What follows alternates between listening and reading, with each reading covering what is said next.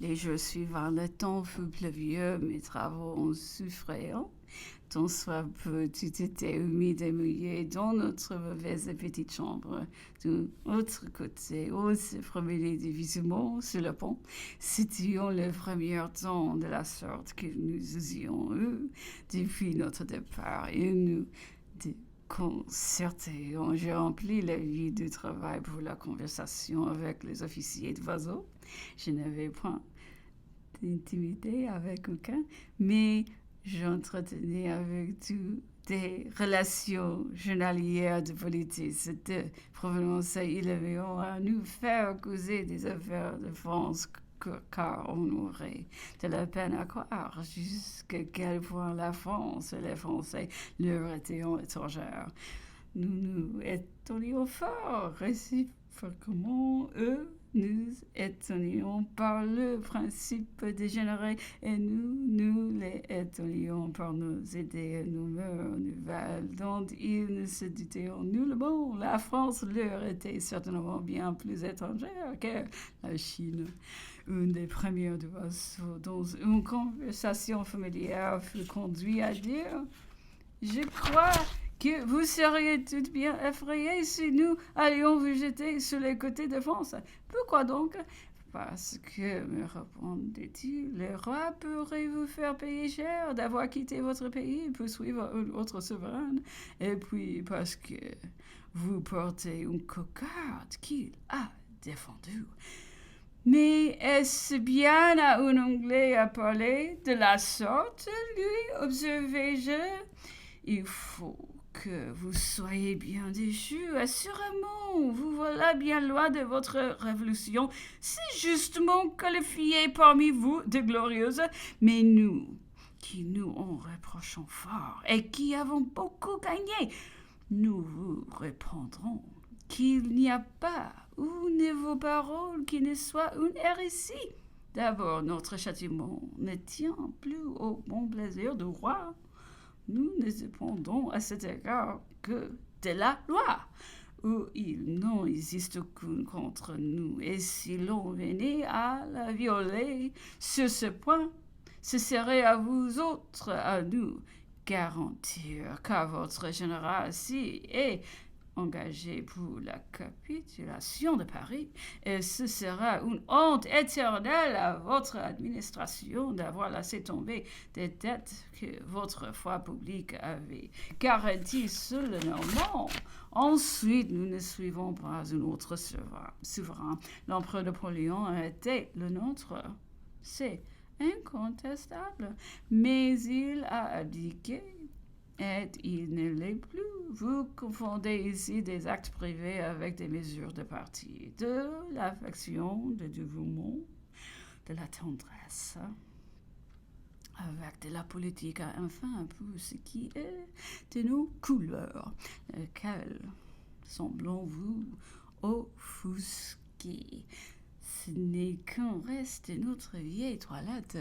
Nous ne les portons encore aujourd'hui que parce que nous les portions hier. On ne se sépare pas indifféremment de ce que l'on aime. Il y faut un peu de contrainte et de nécessité. Pourquoi ne nous les avez-vous pas ôtés quand vous nous avez privés de nos armes? L'un eût été aussi convenable que l'autre. Nous ne sommes plus ici que des hommes privés. Nous ne prêchons pas la sédition. Ces couleurs nous sont chères. Nous saurions les nier. Elles sont parce qu'elles nous ont vu vainqueurs de tout nos ennemis, parce que nous les avons ruinés en triomphe dans toutes les capitales de l'Europe, parce que nous les portions tant que nous avons été le premier peuple de l'univers. Dans une autre circonstance, un des mêmes officiers, après avoir parcouru avec moi la grande vicissitude des événements, me disait: que sait-on? Peut-être sommes-nous destinés à réparer les maux que nous vous avons faits. Vous serez donc bien étonné si un jour Lord Wellington venait à reconduire Napoléon dans Paris. Ah oui, disais-je serais fort étonné. Et d'abord, je n'aurai pas l'honneur d'être de la partie. À ce prix, je abandonnerai même Napoléon. Mais je puis être tranquille. Je vous jure que Napoléon ne me soumettra pas à cette épreuve. C'est de lui de que je tiens ses sentiments, c'est lui qui m'a guéri de la doctrine, contraire que ce que j'appelle l'heure de mon enfance. Les Anglais se montraient aussi très avides de nous questionner sur l'empereur, dont le caractère et les dispositions leur avions été peints. Ainsi qu'ils vouaient désormais de la manière la plus fausse. Ce n'était pas leur faute, observaient-ils. Ils ne le connaissaient que par les ouvrages publiés chez eux, tout très exagérés contre lui. Ils en avaient un. Plus il n'a succombé que pour avoir voulu la terminer trop promptement. Napoléon est lui seul le génie, la force, le destin de sa propre puissance, vainqueur de ses voisins, en quelque façon monarque universel, Marius, pour toutes les aristocraties de l'Europe, aussi pour les démagogues César, pour les républicains devaient un dédain et ou des réunir contre lui un orage des passions, le désespoir, la politique et la rage vont les peindre dans tous les pays comme un orgie d'horreur et d'effroi. Qu'on ne s'étonne donc plus de tout ce qui a été dit contre lui. S'il y avait à s'étonner, ce serait qu'on n'ait pas dit davantage et que le fait n'ait pas été encore plus grand. Jamais il ne voulut permettre autant de sa puissance qu'on s'occupa de répandre les soins. Comprendrait, disait-il, ne donnerions que plus de poids aux inculpations qu'on voudrait combattre. On ne manquerait pas de dire que tout ce qui serait écrit dans ma défense aurait été commandé à payer. Déjà, les louanges maladroites de ceux qui m'avaient été parfois plus préjudiciables que toutes ces injures. Ce n'était que par des faits qu'il convenait d'y répandre un beau monument, un bon gloire. De plus, un triomphe nouveau devient détruire des milliards.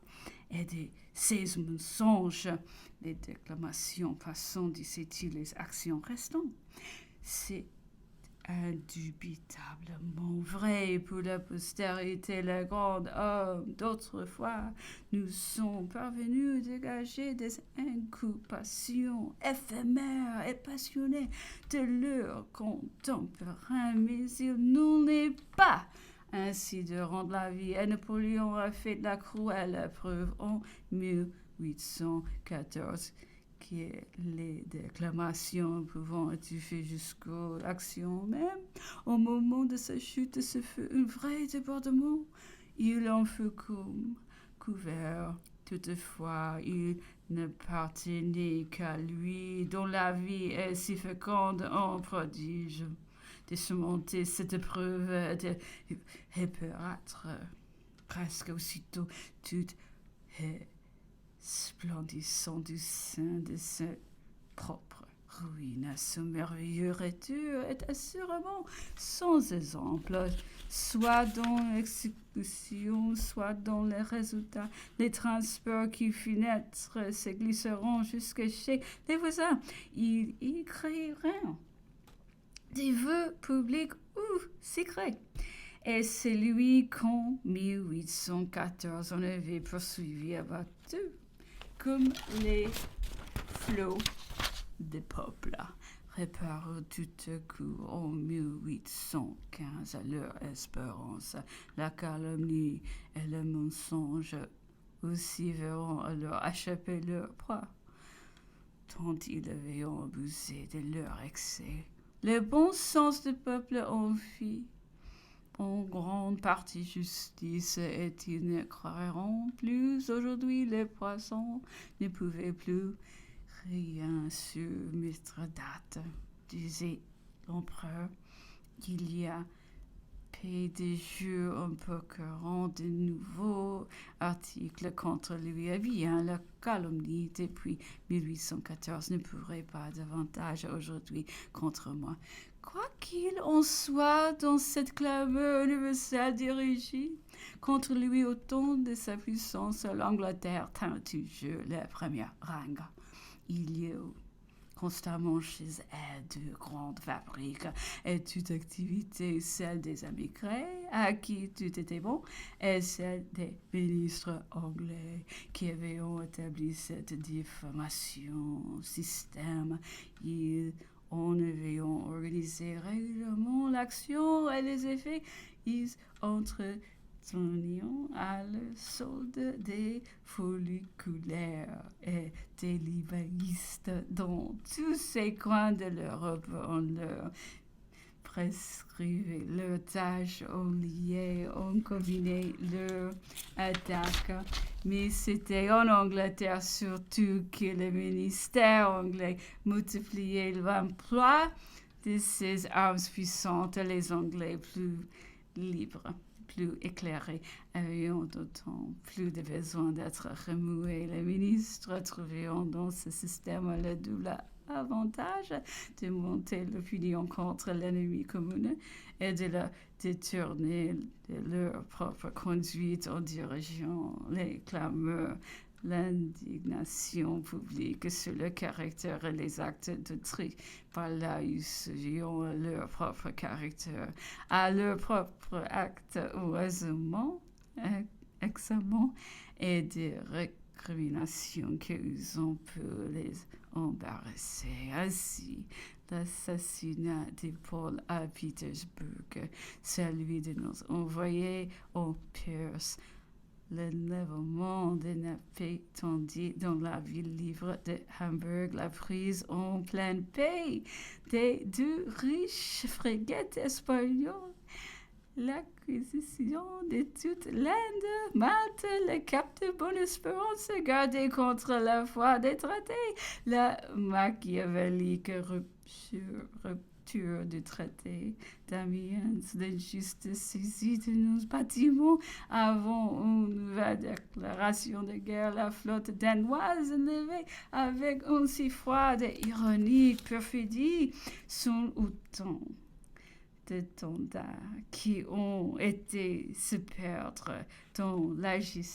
l'agitation universelle qu'on avait eu l'art d'exciter contre une autre. Peut être sur les inculpations accumulées sur Napoléon pour la foule d'ouvrages dirigés contre lui. Il faudrait donc faire la part aux passions, aux circonstances rejetées avec mépris tout ce qui est apocryphe, anonyme et des pures déclamations sans tenir au seul fait. Aux preuves surtout qu'ils n'auront pas manqué de publier ce qui, l'ayant renversé, sont demeurés maîtres de pièces authentiques des archives des ministères, de celles des tribunaux, en mot de toutes les sources de la vérité au usage parmi les hommes, mais ils n'ont rien publié, rien produit, et dès lors que de pièces écoulant de ce monstrueux échafaudage peut être plus régulièrement équitable encore si on ne veut juger Napoléon qu'à côté de ses analogues et de ses pairs, c'est-à-dire à côté des fondateurs des dynasties. de ceux qui sont parvenus au trône à la faveur des troubles. Alors, nous ne craignons pas de le dire. Il se montre sans égal, il brille peu. Au milieu de tout ce qu'on lui oppose, ce serait perdre son temps que de passer en revue les citations. Sa nombre dit l'histoire ancienne et moderne. Elles sont à la portée de chacun. Considérons que les deux pays que nous touchons